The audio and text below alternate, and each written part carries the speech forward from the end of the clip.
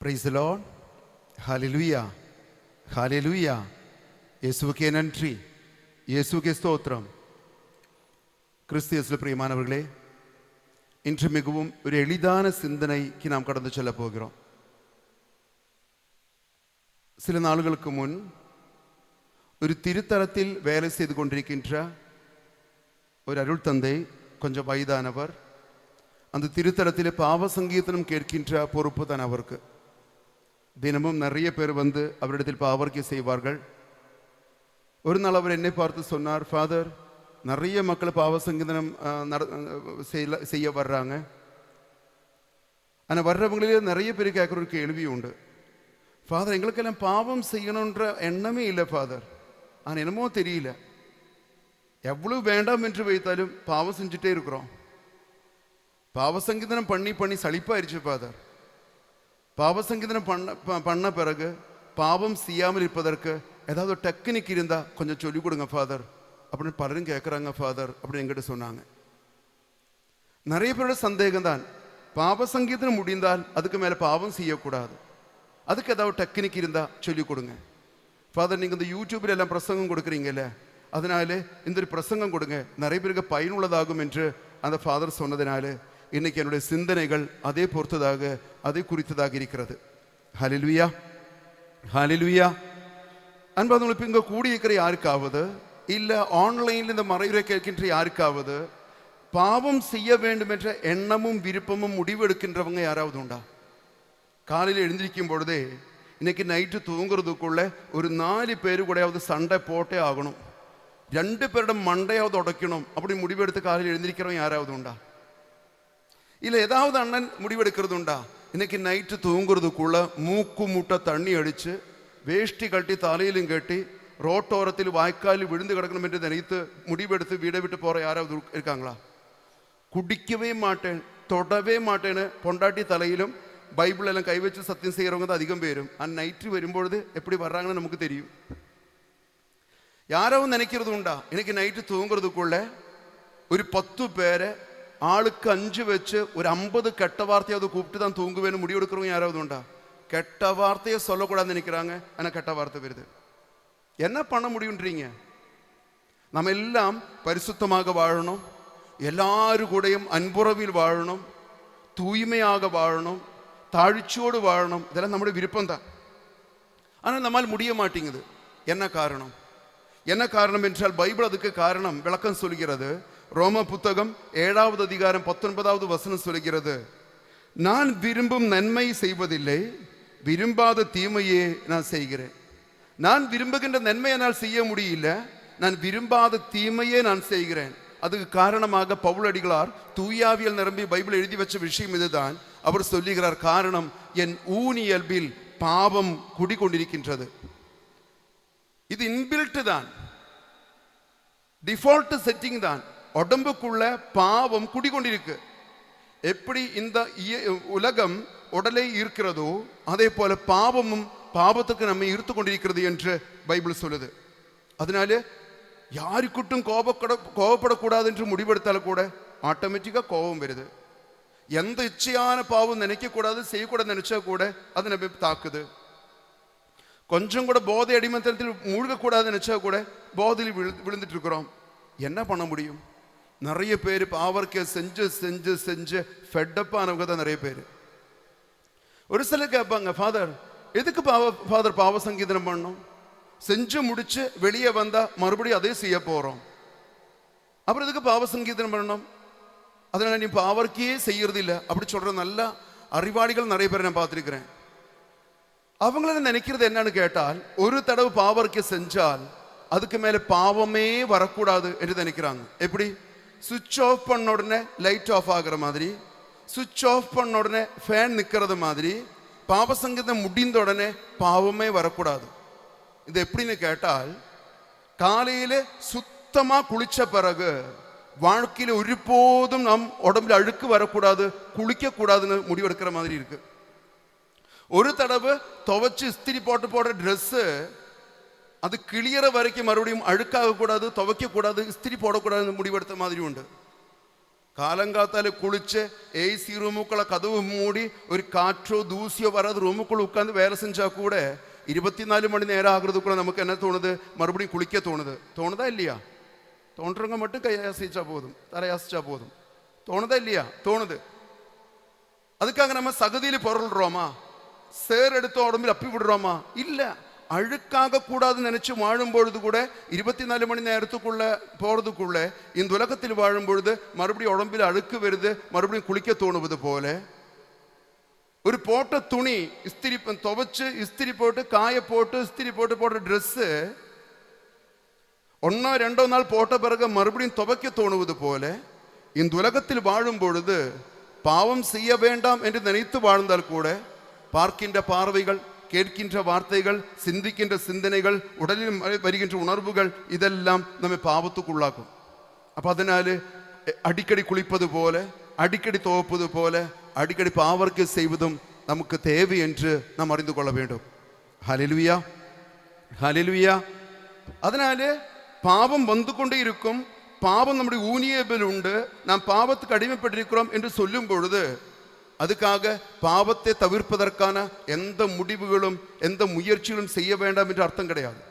இயல்பாகவே மனிதன் பாவத்துக்கு உள்ளானவன் என்பதனாலே நாம் இனி அதை தவிர்ப்பதற்கான எந்த முடிவுகளும் முயற்சிகளும் செய்ய வேண்டாம் என்று அர்த்தம் கிடையாது.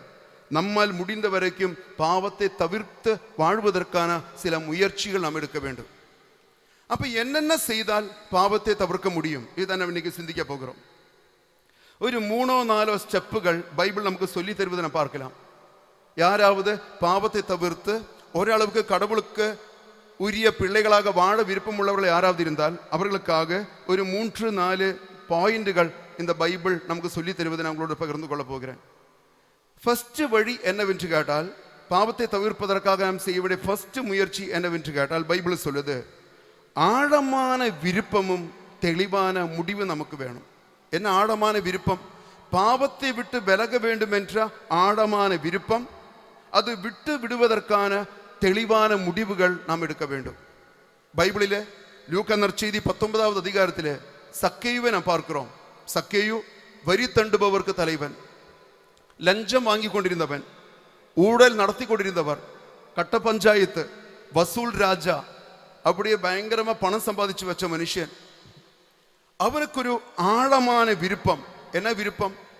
எப்படியாவது இயேசு கிறிஸ்துவை பார்க்க வேண்டும். அதற்காக மனுஷன் முன்னே ஓடி போய் ஒரு காட்டு அத்தி மரத்தில் ஏறிக்கொண்டார். பயங்கரமான விருப்பம் அவனுக்கு. அடுத்தது தெளிவான முடிவு அவன் எடுத்தான். என்ன தெளிவான முடிவு? சொத்தில் பாதி ஏழைகளுக்கு. யாரை ஏமாத்தினேனோ அவனுக்கெல்லாம் 4 மடங்கு. ஆழமான விருப்பம், தெளிவான முடிவு. ரிசல்ட் என்ன தெரியுமா? சக்கேயு, இன்று உன் குடும்பம் மீட்படைந்தது. ஹல்லேலூயா, ஹல்லேலூயா.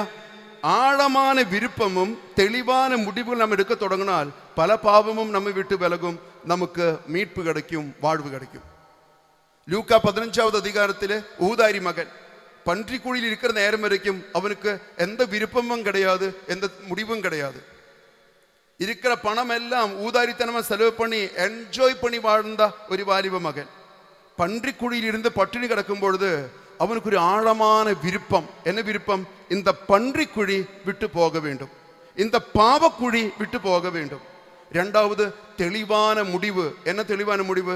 அப்பா கிட்ட சரண்டர் ஆயிட்டான். அப்ப என்னாச்சு? பன்றிக்குழி விடுகின்ற ஆழமான விருப்பம், அப்பா முன்னாடி போய் சரண்டர் ஆகுகின்ற தெளிவான முடிவு அவ எடுத்த உடனே அவனுக்கு வேறக்கார ஸ்தானம் அல்ல, மகன் என்ற ஸ்தானம், புத்தாடைகள், கையில மோதிரம், காலில மெதியடி, கொடுத்த விருந்து, மறுபடியும் பழைய கால வாழ்க்கைக்கு அவன் கடந்து சென்றான்.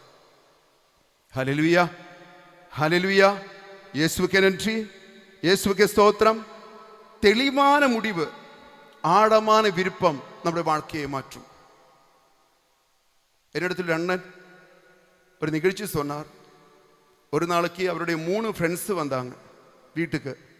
4 பேரும் அவருடைய அறையில் போய் அமர்ந்து கொண்டு பார்ட்டி, பாட்டில் திறந்து சரக்கடிச்சு பார்ட்டி கொண்டாடுறாங்க.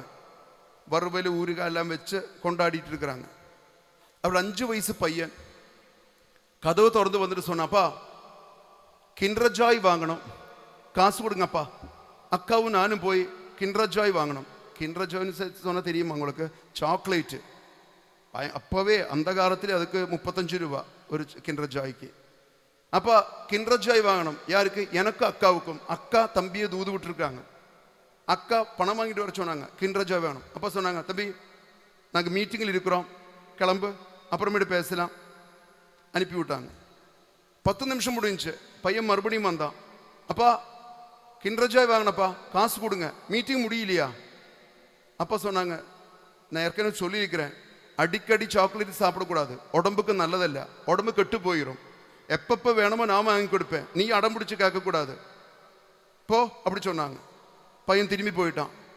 10 நிமிஷம் கழிச்சு அவன் மறுபடியும் வந்தான். அப்பா இன்னும் முடியலையா? சாக்லேட் வாங்கினப்பா, கிண்டர் ஜாய் வாங்கினான், காசு கொடுங்க. பயங்கரமாக கோபம் வந்துச்சு எனக்கு. நான் 4 திட்டினேன். உடம்பு கெட்டு போகணும் எனக்கு தெரியாதா? என்ன அருவிலாம் வந்துட்டு இருக்கிற நீ, தொல்லை பண்ணாத, கிளம்பி போ, உடம்பு கெடுக்காத. பயங்கரமாக கோவப்பட்டேன் ஃபாதர். உடனே அவன், கிண்டர் ஜாய் சாப்பிட்டாக்க உடம்பு கெடும் என்றால் உடம்பு கெடாதா நீங்க குடிக்கிறது நான் குடிக்கிறேன்னு சொல்லிட்டு நான் பாதி ஊத்தி வச்சிருந்தேன். அவன் குடிச்சிட்டு துப்பி துப்பி துப்பி அவன் போயிட்டான். செருப்பால் அடிச்ச மாதிரி இருந்தது எனக்கு ஃபாதர். சாக்லேட்டு உடம்பு கெடுக்கும், நீங்க குடிக்கிற இந்த சாராயம் உடம்பு கெடுக்கவில்லை என்றால் நான் அதை குடிச்சு உடம்பு தேத்திக்கிறேன்னு சொல்லிட்டு பைய எடுத்து குடிச்சிட்டு துப்பிட்டே போறான். செருப்பால் அடிச்ச மாதிரி ஆச்சு ஃபாதர். பல நாட்கள் நான் முடிவெடுத்தது உண்டு, இனி நான் தண்ணடிக்க மாட்டேன்னு. ஆனால் அன்னைக்கு அவன் அதை செஞ்சதில் இருந்து இப்போ 18 வருஷமாச்சு நான் தண்ணடி நிறுத்திட்டேன். காரணம், ஆழமான விருப்பம் மட்டும் இருந்தால் போதாது, தெளிவான முடிவுக்கு ஒரு சூழ்நிலை வந்துச்சு, நான் நிறுத்திட்டேன். 18 வருஷமா அதுக்கப்புறம் நான் தண்ணடிச்சதில்லை. ஹல்லேலூயா, ஹல்லேலூயா. நம்ம நிறைய பேர் ஆழமுள்ள விருப்பமுள்ளவர்கள் தான். பயங்கரமான முடிவுகள் எடுப்போம். என்ன எடுப்போம்? 2025 ஜனவரி முதல் நான் தண்ணடி நிறுத்த போகிறேன் டிக்ளேர் பண்ணுவாங்க. அடுத்த 1ஆம் தேதியில் இருந்து நான் வேலைக்கு போக தொடங்குறேன். வர்ற திங்கட்கிழமையில் இருந்து நான் எல்லா போர்ஷனும் ரெகுலரா ஸ்ட்ரிக்டா படிக்க போகிறேன். எத்தனையோ முடிவெடுப்போம். எத்தனை பேரை காப்பாற்றுறது உண்டு. நம்ம சொல்லுவோம்ல, நான் ஒரு முடிவெடுத்தால் என் பேச்சை நானே கேட்க மாட்டேன் வீரவசனம் சொல்லுவாங்க. நான் என்றால் நான், வேண்டாம் என்றால் வேண்டாம், ஆனால் ஊத்தனா எடுத்து குடிச்சுடுவேன், அவ்வளவுதான். நம்முடைய முடிவு எவ்வளவு, நம்முடைய விருப்பம் எல்லாம் எங்க போகுது? ஆழமுள்ள விருப்பம் வேணும், தெளிவுள்ள முடிவுகள் நமக்கு வேணும். அன்பார்ந்தவங்களே, நான் என்ன முடிவெடுத்தாலும் என்னால் காப்பாற்ற முடியாது, நான் இதுக்கு முடிவெடுக்கணும் அப்படி நினைக்கிற யாராவது இருந்தால் உண்மைதான். நானும் நீங்களும் முடிவெடுத்தால் நம்மால் காப்பாற்ற முடியாது. அப்ப நம்முடைய சக்தியில் நம்ம அடைக்கணும் தேடக்கூடாது. நாம் என்ன செய்யணும்? நம்முடைய விருப்பமும் நம்முடைய முடிவுகளும் ஆண்டவர் கரங்களில் ஒப்பு கொடுக்க வேண்டும். அதனால தான் திருப்பாடல் 37:4 வசனம் சொல்லுது. திருப்பாடல் 37:4 சொல்லுகிறது, ஆண்டவரிலேயே மகிழ்ச்சி கொள், உன் உள்ளத்து விருப்பங்களை அவர் நிறைவேற்றுவார். உன்னுடைய விருப்பங்கள், உன்னுடைய முடிவுகள், உன்னுடைய ஆசைகள் எல்லாம் ஆண்டவர் கற்பணித்து ஆண்டவரிலேயே மகிழ்ச்சி கொள்ளணும். வேற எந்த மகிழ்ச்சியும் தேடி போகக்கூடாது. உலகமயமான மகிழ்ச்சிகள் தேடி போகக்கூடாது. கடவுளில் உயர்ந்த மகிழ்ச்சி தேடிக்கொண்டு யாரெல்லாம் கடவுளில் போகின்றார்களோ நம்முடைய எல்லா விருப்பங்களும், நம்முடைய எல்லா ஆசைகளும், எல்லா முடிவுகளும் அவர் நமக்கு நிறைவேற்றி தருவார் என்பதுதான் இறைவார்த்தை நமக்கு சொல்லி தருகிறது. ஹல்லேலூயா, ஹல்லேலூயா. அன்பார்ந்தவர்களே, புனித தாமஸ் அக்யூனாஸ் ஒரு விஷயம் சொல்லுகிறார். பாவம், ஒவ்வொரு பாவமும் நமக்கு ஒரு சின்ன சுகத்தை கொடுக்குதாம். ஒவ்வொரு பாவமும் சிறுதோ பெரிதோ ஆனா சுகத்தை நமக்கு கொடுக்குதாம். இப்ப கண்ணுக்கு அழகானது பார்க்கும் பொழுது கண்ணுக்கு தனி சுகம். ஒரு அழகான பொண்ணு போறது ஒரு வாலிப பையனுக்கு பார்ப்பதற்கு தனி சுகம். ஒரு அழகான பையனை பார்ப்பதற்கு ஒரு வாலிப பொண்ணுக்கு சுகம். கண்ணுக்கு ஒரு சுகம். பார்க்க அருவருப்பான ஆளுகளை யாராவது பார்த்து சைட் அடிக்கிறது உண்டா? பார்க்க அழகுள்ளது பார்க்கும்போது கண்ணுக்கு ஒரு சுகம்.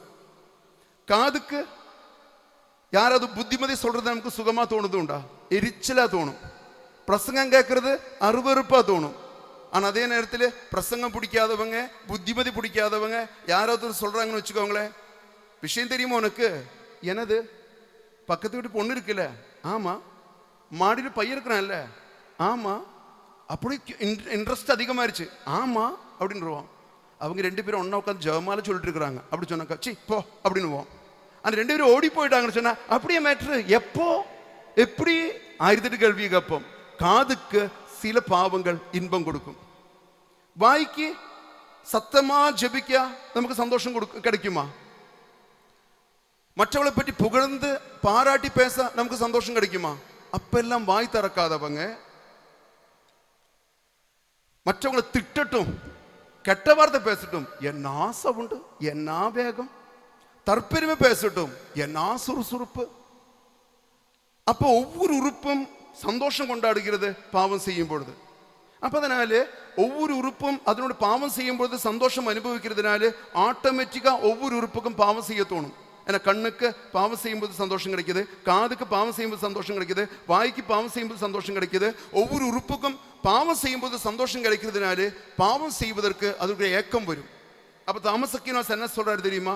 அப்போ நாம் என்ன செய்யணும்? பாவத்தை தவிர்க்க வேண்டுமானால் இந்த பாவம் தருகின்ற சுகத்தை விட பெரிய சந்தோஷத்தை நாம் மற்ற ஏதாவது ஒன்றிலே கண்டுபிடிக்க வேண்டும். Praise the Lord. நான் சொன்னது புரியுதா உங்களுக்கு? பாவம் நமக்கு தருகின்ற சில சிற்றின்பங்கள் உண்டு, சந்தோஷங்கள் உண்டு. அந்த சந்தோஷத்தை விட பெரிய சந்தோஷங்கள் தருகின்ற வேற ஏதாவது ஒன்றை நாம் தேட வேண்டும். பாவம் நமக்கு சுகம் தருவதில்லை என்ற ஒரு உண்மை நாம் அறிந்து கொள்ள வேண்டும். ஒவ்வொரு தடவும் பாவத்துக்கு பின்னாடி நாம் போகும்பொழுது சந்தோஷம், திரும்பி வரும்பொழுது குற்றுணர்வு, சங்கடம், மனபாரம் என்று நாம் அறிந்து கொள்ள வேண்டும். ஹல்லேலூயா, ஹல்லேலூயா. ஒரு பாய்ஸ் ஹோம், அநாத பசங்களை வளர்த்துகின்ற வாலிப பசங்கள் 30 பேருள்ள ஒரு பாய்ஸ் ஹோம். எந்த ஃபாதரும் அங்கே நிம்மதியாக வாழ்ந்தது இல்லை. ஏன்னா அவ்வளோ சேட்டை பிடிச்ச பசங்க. பலதும் அப்பா கிடையாது, அம்மா கிடையாது, ஓவர் அட்டகாசம், சண்டை, கெட்ட வார்த்தை, அடி தடை எல்லாம் இருக்கும். இந்த 30 பேரை மேனேஜ் பண்ண முடியாமல் எல்லா ஃபாதர்ஸும் 3 வருஷம் 5 வருஷத்துக்கு அப்பாயின்மெண்ட் கிடைச்சவங்க 3 மாதம் 4 மாதத்துலேயே துண்டக்கான துணியாக்கான ஓடுவாங்க. அப்படி ஒரு நிறுவனத்தில் ஒரு வாலிப வயதுள்ள ஒரு சாமியாரை கொண்டு வந்து போட்டாங்க இந்த பசங்களுக்கு இன்சார்ஜாக. ஃபாதர் வந்த உடனே புத்திமதியும் அறிவுரையும் கிடையாது. ஃபாதர் புது புது ப்ராஜெக்டுகள் கொடுக்க தொடங்கிட்டாரு. ஃபாதர் சொன்னாங்க, நம்ம ஒரு விஷயம் செய்ய போகிறோம். நீங்கள் 30 பேர் இருக்கிறீங்க, வாட்ட சாட்டமாக ஆரோக்கியமாக இருக்கிறீங்க. நான் நல்ல நல்ல சமையல் செய்கிற ஆளுகளை கொண்டு வந்து நமக்கு சமையலை கற்றுக்கலாம். சமையலை கற்றுக்கிட்டு நம்ம 30 பேர் சேர்ந்து, நான் உங்கள் கூட வரேன், 31 பேர் சேர்ந்து நமக்கு கேட்ரிங் ஒரு கேட்ரிங் ஆரம்பிக்கலாம். இங்கே சாப்பாடு தயாரிக்கலாம். சப்பாத்தி, பரோட்டா, சில்லி சிக்கன், பிரியாணி எல்லாம் செஞ்சு இந்த கல்யாணங்களுக்கு, பர்த்டே ஃபங்க்ஷனுக்கு எல்லாம் கொண்டு போய் கொடுக்கலாம். அதில் கிடைக்கிற வருமானம் நான் உங்களுடைய பேரில் பேங்க் அக்கௌண்ட் ஆரம்பித்து அதில் போட்டுடுறேன்னு சொன்னாங்க. பசங்க முதல்ல நம்பில்லை. ஃபாதர் நல்ல நல்ல ட்ரெயினர்ஸை கொண்டு வந்து பிரியாணி, சில்லி சிக்கன் எல்லாம் செய்ய கற்றுக் கொடுத்தாங்க. ஆர்டர் எடுத்து சாப்பாடு செய்ய தொடங்கினாங்க. வர்ற வருமானம் 30 பேருக்கு அக்கௌண்ட் ஆரம்பித்து அவங்க அக்கௌண்ட்டில் போட்டுட்டு பாஸ்புக்கு கொண்டு வந்து கையில் கொடுத்தாங்க. ஜாயிண்ட் அக்கௌண்ட், பணம் எடுத்துகிட்டு ஓடக்கூடாதுல்ல. ஃபாதர் பேரிலும் அவங்க பேரிலும் ஜாயிண்ட் அக்கௌண்ட்டில் பணம் போட்டாங்க. அதுக்கு அடுத்தது இசை கருவிகள் கற்றுக் கொடுத்தாங்க, நல்ல பாட்டு பாட கற்றுக் கொடுத்தாங்க, நல்ல நாடகம் கற்றுக் கொடுத்தாங்க. ட்ரெயினர்ஸை கொண்டு வந்து ட்ரைனிங் கொடுத்தாங்க. இந்த 15 வயசுக்காரன் 18 வயசுக்காரன் எல்லாம் தாடி முடியும் வளர்த்து நடந்தவனெல்லாம், அப்படியே பெய் கோலத்தில் நடந்தவனெல்லாம் நாடகத்தில் நடிக்கிறதுக்காக தாடி முடியெல்லாம் படித்தாங்க. மனித கோலத்தில் முடி வெட்டிட்டாங்க, மேக்கப் பண்ணிட்டாங்க. பங்கு கோயில்களிலே திருவிழா வரும்பொழுது, ஸ்கூலுகளிலே ஆனுவல் டே வரும்பொழுதெல்லாம் 2-3 மணி நேரத்தில் ப்ரோக்ராம் இவங்க கொடுக்க தொடங்கிட்டாங்க. அதிலும் நிறைய வருமானம் வந்துச்சு. வந்த வருமானம் எல்லாம் 30 பேர் அக்கௌண்ட்டில் போட்டு கொடுத்துட்டாங்க. அதுக்கப்புறம் இந்த ஆசிரமத்தினோட வளாகத்தில் 10 தோட்டங்கள் உருவாக்கிட்டாங்க. காய்கறி தோட்டங்கள் 30 காய்கறி தோட்டங்கள். 30 காய்கறி தோட்டத்திலும் 30 பேருக்கு இன்சார்ஜ். ஒவ்வொருத்தரும் உழைத்து உருவாக்குகிற வெண்டைக்காய், கத்திரிக்காய், புடலங்காய் இதுக்கெல்லாம் வருமானம் அவனுடைய அக்கௌண்ட்டுக்கு போட தொடங்கிட்டாங்க. பசங்களுக்கு டைமில் உட்கார்றதுக்கு காய்கறி தோட்டம் நடத்துறதா, கேட்ரிங் வேலை பார்க்குறதா, நாடகம் நடிக்கிறதா, பாட்டு பாடுறது நேரம் இல்லை. எல்லாம் ஓடிட்டு இருக்கிறாங்க. டயலாக் மனப்பாடம் பண்ணுறாங்க, பாட்டு கற்றுக்குறாங்க, இசைக்கருவி மீட்டுறாங்க. ஃபுல் பிஸி ஆகிட்டாங்க. அங்கே சண்டை முடிஞ்சிச்சு, அங்கே கெட்ட வார்த்தை முடிஞ்சிச்சு, அங்கே போட்டி பொறாமைகள் முடிஞ்சிச்சு, அங்கே மீதி வர தொடங்கிச்சு. நாள்கள் கழிச்சு பசங்களுக்கு கேட்கும்போது சொல்கிறாங்க, இப்பொழுது இந்த ஃபாதர் எங்களுக்கு ஆற்றல் பூர்வமான நிறைய காரியங்கள் சொல்லி கொடுத்தனால எங்களுக்கு இப்போ பாவம் செய்ய தோண மாட்டேங்குது, சண்டை போட தோட மாட்டேங்குது. இது தான் பாவம் தருகின்ற சுகத்தை விட பெரிய பெரிய சுகங்கள் தேடி நாம் போக வேண்டும். பைபிளுடைய மொழியில் சொன்னால், நிலத்திலே தோன்றிய புதையில கண்டுபிடிப்பதற்காக தனக்குள்ள அனைத்தையும் விற்று அந்த புதையில் நிறைந்த அந்த இடத்தை வாங்குறவனை போல புதையல்கள் கண்டுபிடித்து தன்னோட சின்ன சின்ன விஷயங்களை விற்கணும். വിലയുയർന്ന മുത്ത് കണ്ടുപിടിത്ത ഒരു വ്യാപാരി தன்னுடைய விலையில்லாத முத்துகளெல்லாம் விற்று அந்த விலையுள்ள முத்து வாங்குறது போல இந்த கன்றாவித்தனம் தருகின்ற பாவத்தையெல்லாம் விட்டுட்டு நிலையான சந்தோஷம் தருகின்ற காரியங்களுக்காக மக்களை பயிற்சி பண்ணுவது தான் முதல் விஷயம். ஆழமுள்ள விருப்பமும் தெளிவான முடிவுகளும் நாம் எடுக்க வேண்டும். ஹல்லேலூயா, ஹல்லேலூயா. இயேசுவுக்கே நன்றி, இயேசுவுக்கே ஸ்தோத்திரம். என்னால அது முடியாது ஃபாதர், நீங்க சொல்றதும் கஷ்டம் என்று சொல்றவங்க தெரிந்து கொள்ள வேண்டிய விஷயம் தெரியுமா? பிலிப்பியர் புத்தகம் 4:13 சொல்கிறது, எனக்கு வலுவூட்டுகிறவரின் துணை கொண்டு எதையும் செய்ய எனக்கு ஆற்றல் உண்டு. நம்ம சக்தியிலும் அடைக்கலம் தேடக்கூடாது, எனக்கு வலுவூட்டுகிறவரின் துணை கொண்டு எதையும் செய்ய எனக்கு ஆற்றல் உண்டு. ஸோ ஃபர்ஸ்ட் பாயிண்ட் இதுதான், ஆழமான விருப்பமும் தெளிவான முடிவுகளும் எடுத்தால் பாவத்தை விட்டு விலக முடியும் என்பது தான் பைபிள் தருகின்ற ஃபர்ஸ்ட் போதனை. ஹல்லேலூயா, இயேசுவுக்கே நன்றி, இயேசுவுக்கே ஸ்தோத்திரம். தெளிவாகதா இல்லையா? தெளிவாயிருச்சுல ஃபர்ஸ்ட் பாயிண்ட். அப்படின்னாக்க ரெண்டாவது பாயிண்ட் பைபிள் சொல்லி தருகிறது, பாவ சூழ்நிலைகளை நாம் தவிர்க்க வேண்டும். பாவம் நமக்கு கொண்டு வருகின்ற சூழ்நிலைகளை நாம் தவிர்க்க வேண்டும். திருப்பாடல் 1 அதிகாரம் 1 வசனம், திருப்பாடல் 1:1 சொல்கிறது, நற்பேறு பெற்றவர் யார்? பைபிள் கேட்கிற கேள்விதான், நற்பேறு பெற்றவர் யார்? பைபிள் சொல்லுது, பொல்லாரின் சொல்லின்படி நடவாதவர், பாவிகளின் தீய வழி நில்லாதவர், இகழ்வாரின் குழுவினில் அமராதவர். இப்படி யார் வாழ்கின்றார்களோ அவர்கள் நற்பேறு பெற்றவர்களாகும். பாவிகள் அல்ல, நற்பேறு பெற்றவர்கள்.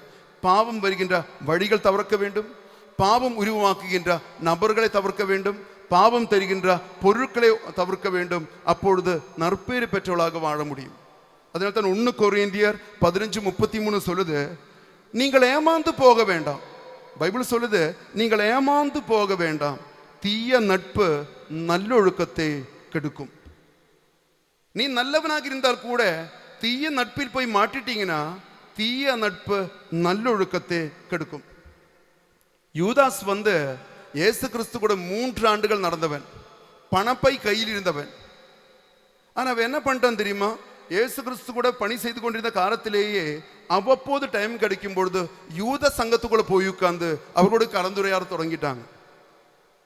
நல்லொழுக்கத்தை கெடுக்கும். இது தீய நட்பு நல்லொழுக்கத்தை கெடுக்கும்.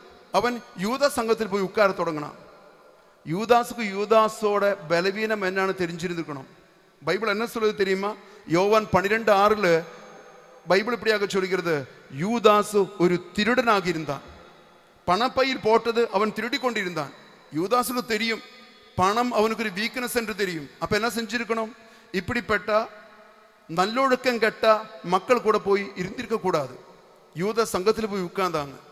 அவங்க ஆர்கியூ பண்ணிட்டு யூதாசுக்கு பணம் வச்சு பேரம் பேச தொடங்கிட்டாங்க. 30 வெள்ளிக்காசு தரேன், ஆண்டவர் காட்டி கொடுங்க. அவன் அந்த குழுவில் போய் அமர்ந்ததினால்தான் இயேசு கிறிஸ்துவை காட்டி கொடுக்க வேண்டிய கட்டாயம் அவனுக்கு வந்தது. பரிதாபகரமான விஷயம் என்ன தெரியுமா? 30 வெள்ளிக்காசு வாங்கியவன் அதில் ஒரு வெள்ளிக்காசு எடுத்து ஒரு டீயாவது சாப்பிட்டு இருந்தாக்கா நம்ம சந்தோஷப்பட்டிருக்கலாம். ஒரு டீ கூட குடிக்க முடியலையே, ஃபுல்லா வீசாட்டிட்டு போய் தூக்கு போட்டு சத்தான். அதனால தான் பைபிள் சொல்லுது, சிகராக்கினுடைய புத்தகம் 13வது அதிகாரம் 1 வசனம் சொல்லுகிறது, மையை தொடுவோர் தங்களை கரைப்படுத்திக் கொள்வார்.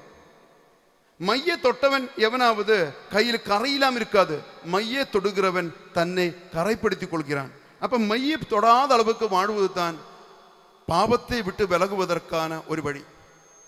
பழைய ஏற்பாட்டிலே தொடக்க நூல் 39வது அதிகாரத்திலே பழைய ஏற்பாடு யோசேப்பை பொத்திபாருடைய மனைவி பாவத்துக்கு ஈர்க்கின்ற ஒரு நிகழ்ச்சி நாம் படிக்கின்றோம்.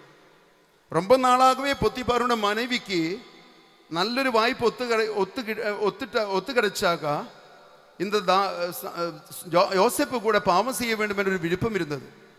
பொத்திபார் வீட்டில் இல்லாத நேரம் பார்த்து, யாருமே இல்லாத நேரம் பார்த்து யோசேப்பை வீட்டுக்குள்ள அழைத்து பாவம் செய்வதற்கு தூண்டி விடுறா இந்த பொத்திபாருடைய மனைவி.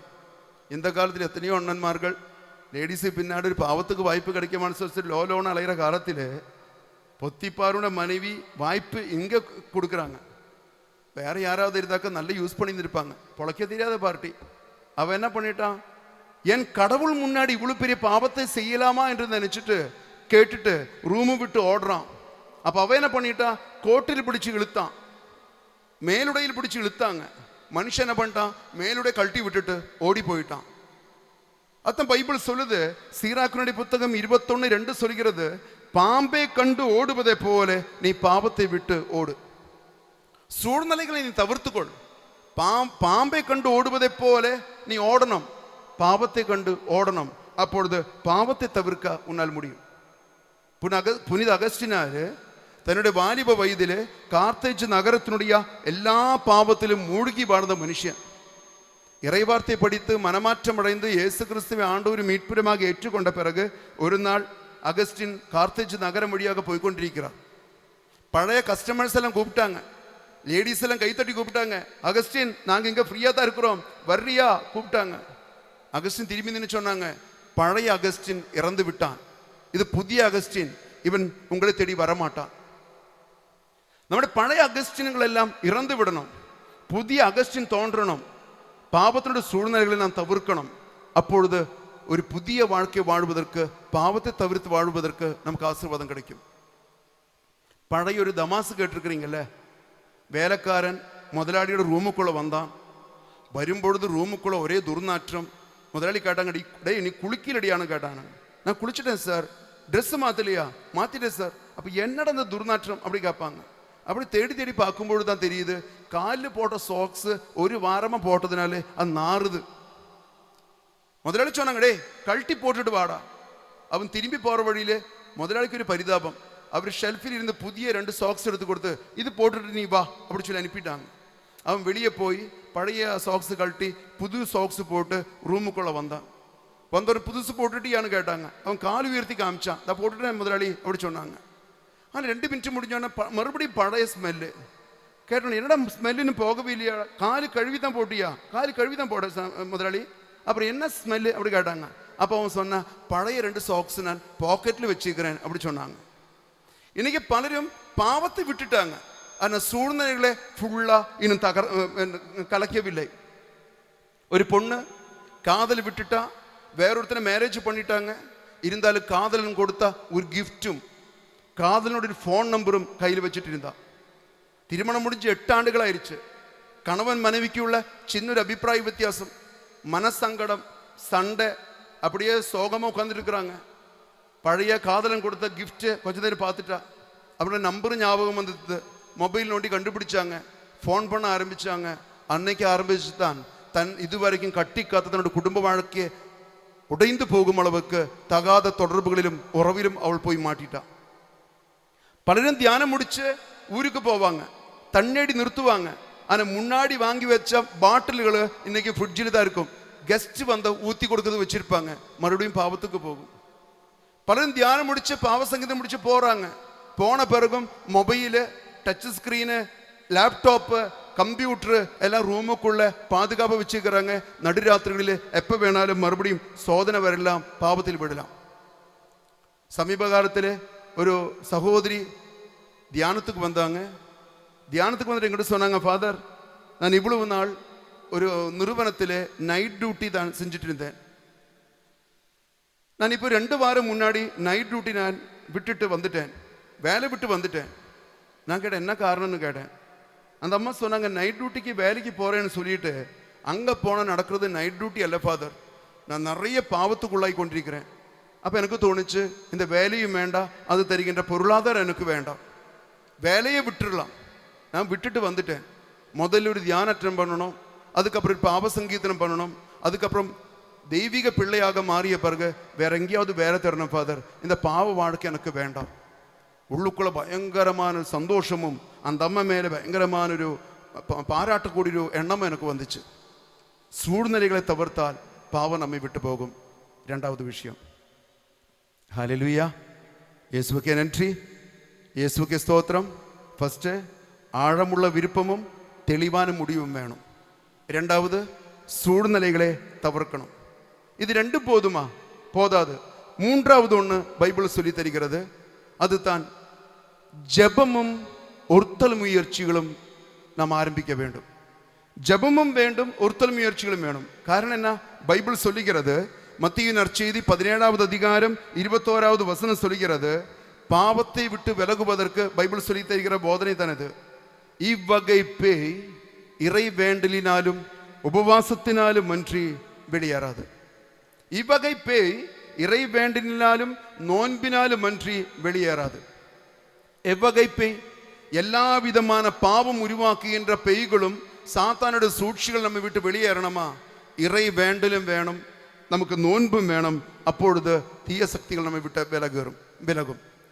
ஏன் இறை வேண்டலும் நோன்பும் வேண்டும் என்று சொல்வது காரணம் என்ன தெரியுமா? பைபிளிலே எபேசியர் 6:12 அதனுடைய விளக்கம் சொல்வதை நான் பார்க்கலாம். எபேசியர் 6:12 சொல்கிறது, ஏனெனில் நாம் மனிதர்களோடு மட்டும் போராடுவதில்லை. நம்முடைய போராட்டம் வெறும் மனிதர்களோடு மட்டுமல்ல. நாம் மனிதர்களோடு மட்டும் போராடுவதில்லை, ஆட்சி புரிவோர், அதிகாரம் செலுத்துவோர், இருள் நிறைந்த இவ்வுலகின் மீது ஆற்றல் உடையோர், வான்வெளியில் உள்ள தீய ஆவிகள் ஆகியவற்றோடும் போராடுகிறோம். உலகத்தின் சக்திகளோடு மட்டுமல்ல, மறுலகத்தின் தீய உலகத்தின் சக்திகளோடு நாம் போராடுவதனால நமக்கு வெறும் சைக்கலாஜிக்கல் பவர் மட்டும் போதாது. சூழ்நிலைகளை தவிர்க்கிறது, விருப்பம் எடுக்கிறது, தெளிவான முடிவுகள் எடுக்கிறது, இதெல்லாம் மட்டும் போதாது. நம்ம என்ன செய்யணும்? ஒருத்தல் முயற்சிகளும் ஜெபங்களும் நம்ம கையாளணும். இதுதான் பழைய காலகட்டங்களிலே துறவிகள் செய்து கொண்டிருந்தாங்க. துறவிகள் பாவத்தை ஜெயிப்பதற்காக என்ன பண்ணாங்க? பயங்கரமான ஒருத்தல் முயற்சிகள், தவ முயற்சிகள் செய்து கொண்டிருந்தார்கள். சாட்டையால் தங்களை அவர்கள் அடித்து கொண்டார்கள். சோதனைகள் வரும்பொழுது முள்ளால் செய்யப்பட்ட பெல்ட் உடம்பில கட்டி கொண்டு நடந்தார்கள். நல்ல குத்தி வலி உருவாகும் சோதனையை ஜெயிப்பதற்கு. நாள் கணக்கா உபவாசம் இருந்தார்கள், பட்டினி கிடந்தார்கள், நடுராத்திரிகளில் எழுந்திருச்சு ஜெபம் செய்து கொண்டிருந்தார்கள். இதெல்லாம் எதற்கென்று கேட்டால் பாவத்தை தவிர்ப்பதற்காகத்தான். இரண்டாவது கிறிஸ்து என்று சொல்லக்கூடிய பிரான்சிஸ் அசிசியாருக்கு பயங்கரமான ஊனியல்பின் இச்சைகள் அவரை ஆட்கொண்டதாம். சொந்தம் சக்தியினால் தாக்குப்பிடிக்க முடியாம போனதினாலும் மனுஷன் ரோஜா தோட்டத்தில் உருண்டு புரண்டாராம். ரோஜா செடிகளில் உள்ள முள்ளுகள் உடம்பில் குத்தும் பொழுது அந்த வலியினால ஊனியல்பின் இச்சைகளை அவர்களை விட்டு போனதாக வரலாறு சொல்லுது. இரண்டாவது கிறிஸ்து என்று சொல்லக்கூடிய பிரான்சிஸ் அசிசியாருக்கு இந்த நிலைமை என்றால், சாதாரண நமக்கெல்லாம் வருகிற சோதனைகளுக்கு நம்ம எவ்வளவோ ஆத்மீக போர்க்கருவிகள் எடுத்து போராட வேண்டியிருக்கு. அது நாம் தயாராக வேண்டும். ஹல்லேலூயா, ஹல்லேலூயா, இயேசுவுக்கே நன்றி. அதனால்தான் தானியேல் புத்தகத்திலே முதல் அதிகாரத்தில் நாம் படிக்கின்றோம். 4 வாலிபம் பசங்க தான், தானியேல், அனனியா, மிசாவேல், அசரியா 4 பேரும் நெபுக்கத்நேசர் அரசர் கொடுத்த அரசுணவு, சரக்கு, நான்வெஜ் எல்லாம் ஓரம் கட்டி வச்சு அவரோட பயிற்சி காலம் முழுவதும் மரக்கறி உணவை சாப்பிட்டார்கள். Vegetarian food சாப்பிட்டாங்களாம். பயிற்சி காலம் முடிந்து பார்க்கும் பொழுது எல்லா வாலிப பசங்களை விட இவர்கள் அழகுள்ளவர்களாகவும் நல்ல ஆரோக்கியம் உள்ளவர்களாகவும் நல்ல அறிவுள்ளவர்களாகவும் தோன்றியதினாலே இவர்கள் செலக்ட் பண்ணப்பட்டார்கள். சில தவ முயற்சிகள், ஒருத்தல் முயற்சிகள் ஒழுக்கத்திற்கு, பாவத்தை விட்டு விலகுவதற்கு மிகவும் உதவும் என்பதுதான் பைபிள் ஆங்காங்கே நமக்கு சுட்டி காட்டுகிற ஒரு உண்மை. ஹல்லேலூயா, ஹல்லேலூயா. அதனாலே பயங்கரமான சோதனைகள் வரும்பொழுது இயேசு கிறிஸ்துவோட திருச்செல்வியோடு நம்மை இணைத்துக் கொள்ள வேண்டும். கலாத்தியர் புத்தகம் 5:24 சொல்கிறது, கிறிஸ்து இயேசுவுக்குரியவர்கள் தங்கள் ஊனியல்பே அதன் இழிவுணர்ச்சிகளோடும் இச்சைகளோடும் சேர்த்து சிலுவையில் அறைந்து விட்டார்கள். எல்லா இழிவுணர்ச்சிகளும் எல்லா இச்சைகளும் இயேசு சிலுவையில் சேர்த்து கொண்டு அறையும் பொழுது அதில் ஒருத்தல் முயற்சி உண்டு, தியாகம் உண்டு. அப்பொழுது பாவம் நம்மை விட்டு போகும். இந்த உலகத்தினுடைய இன்பங்களில் வாழ்ந்து எல்லா விருந்துகளிலும் சாப்பாட்டிலும் ரெஸ்டிலும் ரிலாக்ஸேஷனிலும் வாழ்ந்தால் ஞாயிற்றுக்கிழமை 1.25 மணி நேரம் பூசை பார்த்ததுக்காக நமக்கு சோதனைகளை ஜெயிக்க முடியாது. வெறும் 1.25 மணி நேரம் பூசையும் பார்த்து உலகத்தினுடைய எல்லா சிற்றின்பங்களை அனுபவிச்சு ரெஸ்ட் எடுத்து ரிலாக்ஸ் பண்ணி மொபைலில் நோண்டி இன்டர்நெட்டிலும் மூழ்கி வாழும் பொழுது நமக்கெல்லாம் இந்த உலகத்தில் வருகின்ற சோதனைகளை ஜெயிக்க முடியாது. கொரோனா வந்த போது, டெங்கு காய்ச்சல் வந்த போது, அப்புறம் சிக்கன் குனியா வந்த போது உலகம் எவ்வளவோ எச்சரிக்கை கொடுத்தாங்க. வேக்சின் எடுக்க சொன்னாங்க, நிலவேம்பு கஷாயம் குடிக்க சொன்னாங்க, நல்ல தண்ணி கொதிக்க வச்சதில் வெள்ளைப்பூண்டும் இஞ்சியும் எலுமிச்சம்பழம் போட்டு குடிக்க சொன்னாங்க. எதுக்கு? நோய் எதிர்ப்பு சக்தி வந்தால் உனக்கு கொரோனா வராது, டெங்கு வராது, சிக்கன் குனியா வராதுன்னு சொன்னது போல ஆத்மீக பயணத்தில் நம்ம நிறைய தியாகங்கள் எடுத்தால்தான் நமக்கு பாவத்தை தவிர்க்க முடியும் என்பதில் சந்தேகம் கிடையாது. அதனால தான் ரோமா புத்தகம் 9:16 சொல்கிறது, மனிதன் விரும்புவதாலோ உழைப்பதாலோ எதுவும் ஆவதில்லை, ஆண்டவர் இரக்கம் காட்டுவதாலே எல்லாம் கூடும். நம்ம வெறும் விரும்பியதினாலோ முடிவெடுத்ததினாலோ நம்ம சூழ்நிலையை தவிர்த்ததினாலோ முதலில் சொன்ன 2 ஸ்டெப்பு மட்டும் இருந்ததினாலே காரியம் நடக்காது. கடவுள் இரக்கம் காட்டணும். சைக்காலஜிக்காரனா இருந்தால் சொல்லுவான், நீ என்ன செய்யணும், முடிவெடுக்கணும், நீ ஆழமா விரும்பணும், நீ என்ன செய்யணும், சூழ்நிலை தவிர்க்கணும். இதெல்லாம் ஒரு சைக்காலஜிக்கல் அப்ரோச் தான். ஆனால் ஆத்மீக அப்ரோச்சுக்கு வரும்பொழுது பைபிள் என்ன சொல்லி தெரியுமா, நீ விரும்பியதினாலோ நீ உழைத்ததினாலோ ஒன்றும் நடக்காது. கடவுள் இரக்கம் காட்டணும்.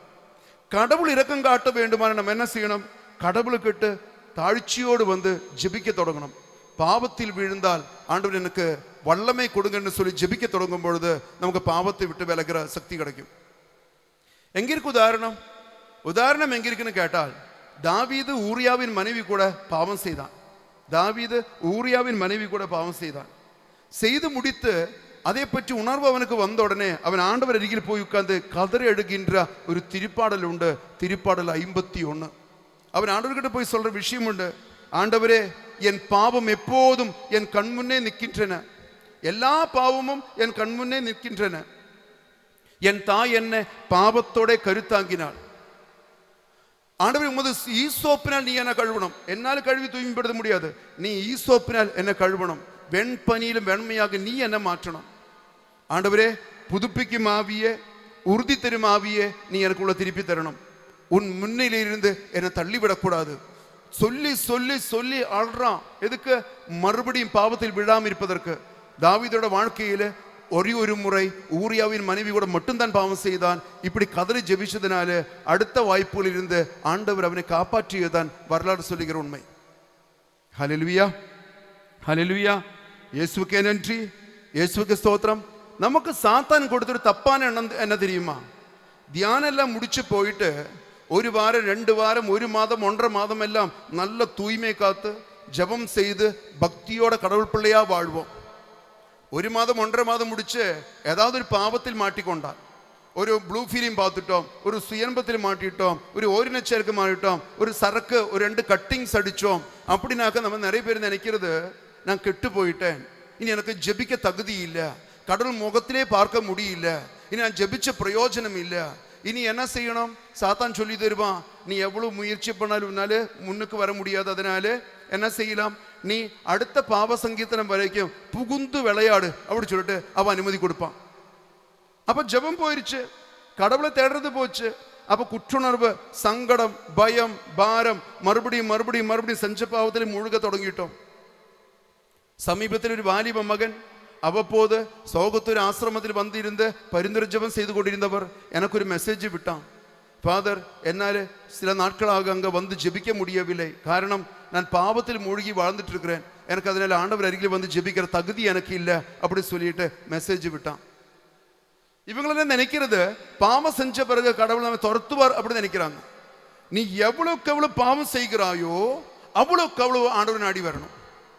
தினமும் 10 முறை நீ பாவத்தில் விழுகிறாயா, நீ 10 முறைக்கு 20 முறை ஆண்டவர் அருகில் வரணும். ஆண்டவரே, இவ்வளவு பலவீனமானவன் நான், இவ்வளவு பலவீனமானவன் நான், நினைச்சு முடிக்கிறதுக்குள்ள நான் விழுந்துடுறேன். ஆண்டவரே, நீ எனக்கு இரக்கம் காட்ட வேண்டும், நீ எனக்கு வல்லமை தர வேண்டும், நீ எனக்கு ஆறுதல் தர வேண்டும் அப்படின்னு ஆண்டவர்கிட்ட அடைக்கலம் தேடுவதற்காகத்தான் ஒவ்வொரு சோதனையும் பயன்படுத்தணும். தவிர குற்றுணர்வும் சங்கடமும் உருவாக்கி ஆண்டவரை விட்டு ஓடுவதற்கு நம்முடைய பாவங்கள் வழிவாக்க கூடாது. அதனால் என்ன செய்யணும்? ஃபர்ஸ்ட் விஷயம், ஆண்டவர் அருகில் இருந்து ஆத்மார்த்தமாக கதறி அழுது ஜெபிக்கணும், ஆண்டவருடைய வல்லமை கேட்டுக்கொண்டு. இந்த ஜெபத்தினுடைய அடுத்த ஸ்டெப்பு தான் நிறைய நேரம் உட்கார்ந்துட்டு பைபிள் படிக்க தொடங்கணும். இப்ப எல்லா நேரம் உட்கார்ந்து ஜெபிக்க முடியாது, எல்லா நேரம் கண்ணீர் வராது, எல்லா நேரம் வார்த்தை வராது, நம்ம ஆண்டவர் முன்னாடி போய் அப்படியே மறுத்து போய் உட்கார தோணும். அப்படிப்பட்ட நேரங்கள் என்ன செய்யணும்? சொல்ல வேண்டியதெல்லாம் சொல்லி முடிச்சு அழ வேண்டியதெல்லாம் அழுது முடிச்ச பிறகு நம்ம என்ன செய்யணும்? நம்ம எடுத்து பைபிள் எடுத்து வச்சு படிக்கணும். பைபிள் படிச்சபடி பாவம் தவிர்க்க முடியும். எப்படி தவிர்க்க முடியும் என்று கேட்டால், யோவான் நற்செய்தி 15வது அதிகாரம் 3வது வசனம் சொல்கிறது. யோவான் 15:3 சொல்கிறது, நான் சொன்ன வார்த்தையினால் நீங்கள் தூய்மையானீர்கள். ஆண்டவர் சொல்கின்ற வார்த்தை நம்மை தூய்மைப்படுத்துமா? நான் சொன்ன வார்த்தையினால் நீங்கள் தூய்மையானீர்கள். நம்ம கண்டதெல்லாம் பார்த்த கெட்டு போன கண்ணு, கண்டதெல்லாம் சிந்தித்து கெட்டு போன மூளை எப்படி கழுவ முடியும்? சோப்பு தண்ணி டிட்டர்ஜென்ட் கலக்கிட்டு காது வழி ஊற்றி மூளை கழுவ முடியுமா? இல்லை மூக்கு வழி ஊற்றி மூளையை செலவு செய்ய முடியுமா? முடியாது. கண்ணையும் மூளையையும் சிந்தனைகளெல்லாம் கழுவுவது எப்படின்னு கேட்டால் பைபிள் சொல்லுது, நீ என் வார்த்தையை படிக்க படிக்க படிக்க படிக்க படிக்க நீ தூய்மையாவாய், நீ தூய்மையாவாய். அது இன்னும் தெளிவாக திருப்பாடல் 119:105 சொல்கிறது, என் காலடிக்கு உன் வாக்கை விளக்கு, என் பாதைக்கு ஒளியும் அதுவே. நம்முடைய வாழ்க்கைக்கு ஒளி தருகின்றது, விளக்காக மாறுகின்ற இறைவார்த்தை தான். அது படிக்க படிக்க படிக்க ஒவ்வொரு காலடிக்கு விளக்கு, ஒவ்வொரு ஸ்டெப் எடுத்து வைக்கும் பொழுது நமக்கு விளக்கு இருந்தால் வெளிச்சம் தெரியும், நன்மையா தீமையா என்று நமக்கு அறிந்து கொள்ள முடியும். பாதைக்கு அது ஒளி, போகின்ற பாதையில வார்த்தை நமக்கு ஒளியாக மாறும். அதனால் வார்த்தை நிறைய படிக்க படிக்க படிக்க நமக்கு பாவத்தை தவிர்த்து வாழ்கின்ற வரம் கிடைக்கும். ஸோ ஜெபத்தினுடைய ஃபர்ஸ்ட் ஸ்டெப்பு, ரொம்ப நேரம் உட்கார்ந்து ஆண்டவருடைய கதறி ஜெபிக்கணும். எப்போ பாவம் செஞ்சுட்டியோ செஞ்சு முடிச்ச உடனே ஜெபிக்கணும். ஆண்டவரே, நான் பலவீனமானவன், விழுந்துட்டேன், மறுபடியும் எனக்கு வல்லமை கொடுங்கன்னு சொல்லி ஜெபிக்கணும். ஜெபம் முடிந்த பிறகு வசனம் எடுத்து படிக்கணும். ரெண்டாவது விஷயம். மூணாவது என்ன செய்யணும்? நம்ம நல்ல பாவர்க்கிகள் செய்யணும். எவ்வளவு பாவம் செஞ்சாலும் மறுபடியும் பாவம் செய்ய போகிறேன், எதுக்கு பாவர்க்கு செய்யணும்னு சொல்லி குண்டக்க மண்டக்க கேள்வி கேட்காம நம்ம என்ன செய்யணும்? நம்ம போயிட்டு மறுபடியும் பாவர்க்கே செய்யணும். கீரியும் பாம்பும் சண்டை போடும். கீரியும் பாம்பும் சண்டை போடும்போது சில நேரங்களில் கீரி பாம்பை கடிச்சு சாகடிச்சிடும், சில நேரம் பாம்பு கீரியை கடிக்கும். பாம்பு கீரியை கடிச்சிருச்சுனாக்க கீரி என்ன பண்ணும் தெரியுமா? பாம்பை சுத்தி ஓடிட்டு ஒரு ரவுண்டு வரையுமா. பாம்பு இந்த ரவுண்டை விட்டு வெளியே போகாத அளவுக்கு அப்படி தடுத்துட்டு கீரி ஓடுமா. ஓடி போய் காட்டுக்குள்ள போய் கீரிக்கு தெரிஞ்ச சில இலத்தலைகள் உண்டு, அதெல்லாம் கடிச்சு விஷம் அதை தீண்டாத அளவுக்கு அந்த இலத்தலைகள் கடிச்சு எனர்ஜி வாங்கிய பிறகு ஓடி மறுபடியும் பாம்பு கூட சண்டை போட்டு பாம்பை துறக்கடிக்குமா. இதான் அதை பற்றி தெரிஞ்சவங்க சொல்றாங்க. ஆத்மீக வாழ்க்கைக்கு இதை நம்ம எடுத்துக்கொண்டால், நாம் சாத்தானோடு போராடும் பொழுது சில நேரங்களில் சாத்தான் நம்மை தீண்டும், பாவத்துக்குள்ளாக்கும். அப்ப என்ன செய்யணும்? ஓடி பாவ சங்கீத தொட்டியில் வரணும், பாவம் எல்லாம் அறுக்கிடணும். பலன் அடைஞ்ச பிறகு திரும்பி சாத்தானோட போரிடணும். இது சாத்தானுக்கும் மனிதனுக்கும் உள்ள போர். இந்த போரில் நமக்கு மருந்து தருகின்ற இடம் தான் பாவ சங்கீர்த்தனம். இது மூணு நம்ம கையாளும் பொழுது, நமக்கு பாவ ஜபமும் தவ முயற்சிகள் எடுக்கும் பொழுது சாத்தானே சோதனைகளே வெல்ல முடியும். ஹல்லேலூயா. இயேசுவுக்கே நன்றி, இயேசுவுக்கே ஸ்தோத்திரம். 3 காரியங்கள் நாம் பார்த்தோம். 1, ஆழமான விருப்பமும் தெளிவான முடிவும். 2வது, சூழ்நிலைகளை நாம் தவிர்க்கணும், கரெக்ட். 3வது, ஜபம் ஆரம்பிக்க வேண்டும், தவ முயற்சிகள் நாம் தொடங்க வேண்டும். 3வது, இது 3 இருந்தால் போதாது, 4வது ஒரு ஸ்டெப் வேணும். அது என்னன்னு கேட்டால்,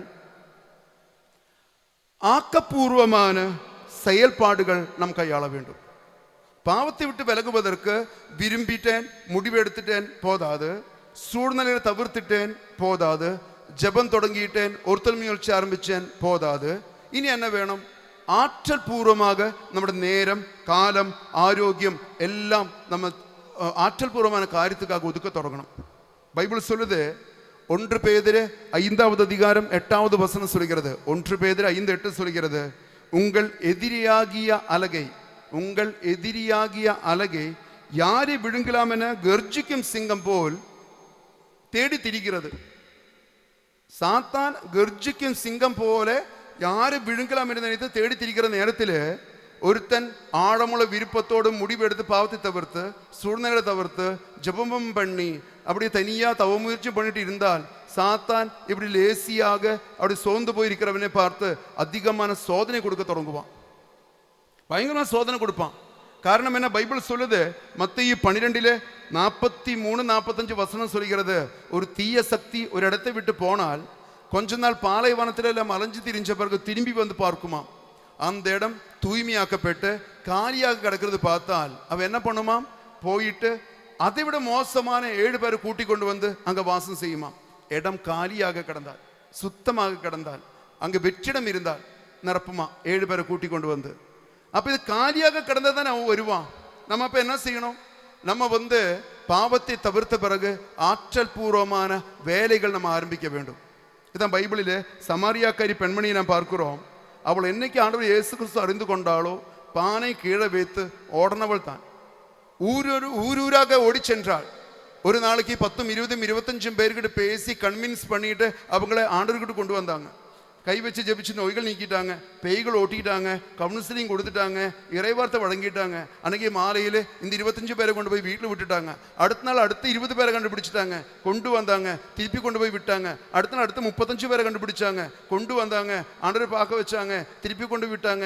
இவளுக்கு ஃபுல் டைம் ஆண்டவருக்காக பணி செய்கிற வேலை ஆரம்பிச்சது இருந்து அவளை பழைய தொழில் வேசித்தனம் அவள் விட்டு கடவுளுக்கு சாட்சியாக மாறினாள் என்பதுதான் பைபிள் சொல்லுகிற விஷயம். ஆற்றல் பூர்வமான செயல்கள் செய்ய தொடங்கும் பொழுது பாவம் தானே அடங்கும். எப்பொழுதும் நடமாட்டமுள்ள ரோட்டில் புல்லு வராது, நடப்பாதையில் புல்லு வராது, நடந்து நடந்து நடந்து புல்லு வராதது போல உழைத்து கொண்டே இருக்கிற ஒரு வாழ்க்கையில் களைகள் வராது, அங்கு வந்து பாவம் நம்ம எத்திண்டாது. இன்னைக்கெல்லாம் நம்ம ஊரில் எத்தனையோ வீடுகளில் கணவன் வேலைக்கு போயிட்டாங்க, பிள்ளைங்க ஸ்கூலுக்கு போயிட்டாங்க. நல்ல 32, 35, 38 வயசெல்லாம் உள்ள அக்காங்கள் அம்மாக்கள் ஒரு வேலையும் செய்யாமல் 850 ஸ்கொயர் ஃபீட் வீட்டுக்குள்ளே சிக்கனும் மட்டனும் ஃபிஷ்ஷும் சாப்பிட்டு சோஃபையில் சாஞ்சு படுத்து டிவியும் கண்டு மத்தியான நேரத்தில் குட்டி தூக்கம் போட்டு அப்படியே பிராய்லர் கோழி கூண்டுக்குள்ளே நடக்கிற மாதிரி நடந்து நடந்து நடந்து வாழ்க்கை வீணடிக்கிறவங்க எத்தனை பேர் தெரியுமா? நல்ல ரிட்டையர்டான சில அண்ணன்மார்கள் 58 வயசு 60 வயசு ரிட்டையர்ட் ஆயிடுச்சு. ஆனால் ஆளை இப்போ பார்த்தாலும் 35 மாதிரி தான் இருக்கிறாங்க. நல்ல ஆரோக்கியம், நல்ல அறிவு, நல்ல திறமையுள்ளவன், நல்ல பணவசதி உள்ளவன். அப்படியே வைஃபும் கணவன் சேர்ந்து சண்டையும் போட்டு வீட்டுக்குள்ள உட்காந்துருக்குறாங்க. டிவி சேனலில் மாற்றி மாற்றி மாற்றி நியூஸ் கேட்டுட்டு இருக்கிறாங்க, சீரியல் பார்த்துட்டு இருக்கிறாங்க. ஏதோ காலையில் போய் பூசம் முடிச்சு வந்ததுக்காக எல்லாம் முடிஞ்சிச்சுன்னு நினைக்கிறாங்க. நிறைய ஆத்மீகத்தில் வாழ்கிறவங்களும் உண்டு. உன்னுடைய நேரம், ஆரோக்கியம், திறமைகள் எல்லாம் நீ கடவுளுக்காக பயன்படுத்தாம நீ அது மூடி வைத்து கொண்டிருந்தால் சாத்தான் உன் வாசப்படியில் படுத்து கேட்கும் என்பது மறக்கக்கூடாது. காரணம் என்னன்னு கேட்டால் பைபிள் சொல்லுது, யாக்கோபினுடைய திருமுகம் 4வது அதிகாரம் 17வது வசனம் சொல்கிறது, நன்மை செய்ய ஒருவருக்கு தெரிந்திருந்தும் அவர் அது செய்யவில்லை என்றால் அது பாவம். நன்மை செய்ய ஒருவருக்கு தெரிந்திருந்தும் அவன் அது செய்யவில்லை என்றால் அவனுக்கு பாவம். 60 வயசு ரிட்டையர்டான அண்ணன் 87 வயசு வரைக்கும் வாழ்றாருன்னு வச்சுக்கோங்களேன். கடைசி 7 வருஷம் மட்டும் கொஞ்சம் வயதானதனுடைய தாக்கங்கள் காட்டுறாருன்னு வச்சுக்கோங்களேன். 60 80 வரைக்கும் நல்ல ஆரோக்கியமுள்ள காலத்தில் உழைக்க வேண்டியது உழைக்கணும். அந்த அம்மாவும் அந்த அண்ணனும் எல்லாம் வீட்டுக்குள்ள சும்மா 2 பிள்ளைகளுக்கு 8 தோசையும் சுட்டு கொடுத்துட்டு மிச்சம் மீதி சுற்றி நடக்கக்கூடாது. எத்தனையோ பேர் பாவத்துக்குள்ளாவதற்கு இந்த லேசினஸ், இந்த சோம்பேறித்தனம் காரணமாகிறது என்று தெரிந்து கொள்ள வேண்டும். பலரும் நினைக்கிறது என்ன தெரியுமா? நான் தயாராகிட்டு இருக்கிறேன், நான் ஜெபிச்சுட்டு இருக்கிறேன், என் பாவமும் உலக நாட்டங்கள் எல்லாம் போன பிறகு நான் கடவுளுக்காக வாழலாம்னு நினைக்கிறேன், இப்பவுமே நான் தகுதியுள்ள பிள்ளை ஆகவில்லைன்னு நினைக்கிற நிறைய பேர் உண்டு. அன்பார்ந்தவங்களே, அப்படி தகுதி கிடைத்த பிறகு கடவுளுக்காக உழைக்கலாம் என்று நினைத்தால் மரணம் வரைக்கும் வாய்ப்பு கிடைக்காது. ஏதாவது ஒரு விவசாயி 1 ஏக்கர் நிலத்தில் உள்ள எல்லா களைகளும் எடுத்த பிறகு விவசாயம் ஆரம்பிக்கலாம் என்று நினைத்தால் அவருடைய காலத்தில் முடியாது, அவங்க பிள்ளைங்களும் காலத்திலும் களை எடுத்து முடிக்க முடியாது. களை வந்துட்டே இருக்கும். அப்போ அறிவுள்ளவன் என்ன பண்ணுவான்? அப்படி புழுதி ஓட்டுவான். புழுதி ஓட்டுட்டு 1 ஏக்கர் ஃபுல்லா சோளம் விதைச்சு விடுவான். சோளம் வளரும் பொழுது களைகள் தானே அமுங்கும் என்பது விவசாயிகளுக்கு தெரியும். இதே போல பாவத்தை தவிர்ப்பதற்கு நினைப்பதை விட நன்மையான ஏராளமான காரியங்கள் ஆற்றல் பூர்வமாக செய்ய தொடங்கும் பொழுது, நம்முடைய லைஃப் ரொம்ப பிஸி ஆகும் பொழுது பாவம் தானே நம்ம விட்டு போகும். நம்ம கடவுளுக்காக வாழ்கிறோம், ஏதோ நாலு நன்மை செஞ்சோம், இப்போ தெளிவாக வாழ்ந்துட்டு இருக்கிறோம் என்ற திருப்தியாவது கிடைச்சு இந்த உலகத்தில் வாழ முடியும். ஹல்லேலூயா. இயேசுவுக்கே நன்றி, இயேசுவுக்கே ஸ்தோத்திரம். புரிஞ்சிருக்குன்னு நினைக்கிறேன். 4 காரியங்கள் சொன்னேன், கொஞ்சம் வேகமாக சொன்னேன், உணர்ச்சி வசப்பட்டு சொன்னேன். 4 காரியங்கள் சொன்னேன். 1, ஆழமுள்ள விருப்பமும் தெளிவான முடிவை நாம் எடுக்கணும். 2, சூழ்நிலைகளை, பாப சூழ்நிலைகளை நாம் தவிர்க்கணும். 3, ஜபம் ஆரம்பிக்கணும், ஒருத்தல் முயற்சிகள் ஆரம்பிக்கணும். 4, ஆற்றல் பூர்வமான வேலைகள் செய்து கடவுளுக்காக வாழணும். அப்பொழுது சாத்தானும் பாவமும் நம்மை விட்டு விலகும். ஒரு சாமியார் சொன்னார், சின்ன ஃபாதர், ஒரு பங்குக்கு அப்பாயின்மெண்ட் கிடச்சிச்சு. உட்கார நேரம் இல்லாத அளவுக்கு வேலை, அங்கே ஒரே பிஸி, ஓடிக்கிட்டே இருக்கிறாரு. ஒரு நாள் சந்திக்கும் போது கேட்டேன், ஃபாதர் எப்படி போகுது வாழ்க்கை? அப்பா பயங்கர வேலைப்பா, பாவம் செய்யக்கூட நேரம் கிடைக்காத அளவுக்கு பிஸியாக இருக்கிறேன் நான், அப்படி சொன்னார் அவர். பாவம் செய்யக்கூட நேரம் இல்லாத அளவுக்கு நம்முடைய நேரத்தை, ஆற்றல் நம்ம யூஸ் பண்ணும் பொழுது பாவம் நம்மை விட்டு போகும். அன்பார்ந்தவங்களே, இந்த இறை செய்தியினுடைய சுருக்கம் நான் கடைசி ஒரு இறைவார்த்தையில் முடிக்க விரும்புகிறேன். இறைவார்த்தையினுடைய இந்த இறை செய்தியினுடைய கடைசி இறைவார்த்தை இதுதான். யாக்கோபு திருமுகம் 4வது அதிகாரம் 7வது வசனம். யாக்கோபு 4:7 இப்படியாக சொல்கிறது, எனவே கடவுளுக்கு பணிந்து வாழுங்கள், அலகையை எதிர்த்து நில்லுங்கள், அப்பொழுது அது உங்களிடமிருந்து ஓடி போகும். நான் சொன்னதோட ஃபுல் கருத்து இந்த ஒரு சென்டென்ஸ்ல ஒதுங்கி இருக்குது. என்ன தெரியுமா? கடவுளுக்கு பணிந்து வாழுங்கள், ஜபமும் தவ முயற்சிகளும். கடவுளுக்கு பணிந்து வாழுங்கள். அடுத்தது, அலகையை எதிர்த்து நில்லுங்கள். சாத்தான் சோதிக்கும் பொழுது எதிர்த்து நில்லுங்கள், அப்பொழுது அவன் உங்களை விட்டு விலகி போகும். கைகள் கூப்புவோமா, கண்களை மூடுவோமா, ஒரு நிமிடம் ஜெபிப்போமா. ஓ நல்ல தெய்வமே, இந்த உலகத்தில் வாழும் பொழுது உலகத்தினுடைய ஈர்ப்புகள், கவர்ச்சிகள், பாவங்கள் எங்களை அலைமோதுகிறதை நாங்கள் பார்க்கின்றோம். ஆண்டவரே, பாவத்தை தவிர்த்து வாழ்வதற்கான ஆத்மீக அபிஷேகங்களுக்கு தாரும். உலகத்தில் வாழ்ந்தாலும் உலகத்துக்கு சொந்தமல்லாமல் வாழ்கின்ற வரம் எங்களுக்கு தாரும். ஆழமுள்ள விருப்பம் பாவத்தை விட்டு விலகுவதற்கு எங்களுக்கு தாரும். தெளிவான முடிவுகள் எங்களுக்கு தாரும். சூழ்நிலைகளை தவிர்க்கக்கூடிய ஞானத்தை எங்களுக்கு தாரும். மணிக்கணக்காக ஜெபிக்கின்ற ஜெப வல்லமையும் ஒருத்தல் முயற்சி எடுக்கின்ற ஆத்ம வீரமும் எங்களுக்கு தாரும். ஆண்டவரே, ஓதைமையோட நேரம், காலம், ஆரோக்கியம் எல்லாம் ஆற்றல் பூர்வமாக பயன்படுத்தி கடவுளுக்காக, திருச்சபைக்காக, ஆத்மாக்களுக்காக, ஏழை எளியோருக்காக வாழ்ந்து உழைத்து உமக்கு சாட்சியமாகக்கூடிய வரம் எங்களுக்கு தாரும். அழகை எதிர்த்து உமக்காக வாழ்கின்ற வரம் தந்து எங்களை வழி நடத்தும். அம்மா மாதாவே, சூசி அப்பரே, எல்லா புனிதர்களே எங்களுக்காக பரிந்து பேசும்.